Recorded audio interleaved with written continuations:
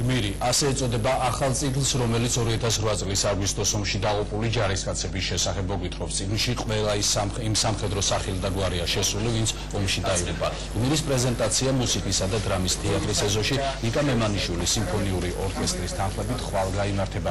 საღამოზე დიაყანჩელის პატარა იბერი თბილისში პირველად შესრულდება. წიგნის გამოცემა თავდაცვის სამინისტროს დახმარებით მოხერხდა.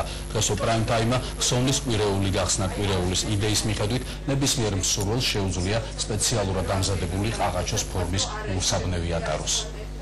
როდესაც გაზეთის გაკეთება გადავწყვეტე, თემებს და რუბრიკებს რო არჩევ, ხო ესე არის და მეც ეს რუბრიკა გმირი ძალიან ღირებული და მნიშვნელოვანი იყო ჩვენთვის და მე როდესაც ნახეთ როგორი ინტერესი გამოიწვია გაზეთში ამ რუბრიკამ, მე გადავწყვეტე რომ ეს გამოგვეცა წიგნად. თაკომ შემომთავაზა ჩემი ორკესტრით მონაწილეობა მიგვეღო წიგნის პრეზენტაცია. რა თქმა უნდა, ყველა წინადადება მიხარია, მაგრამ ეს წინადადება გამიხარდა ამ ბოლო დროს ყველაზე მეტად, რაც კი შემოქმედებითი წინადადება მიმიღია.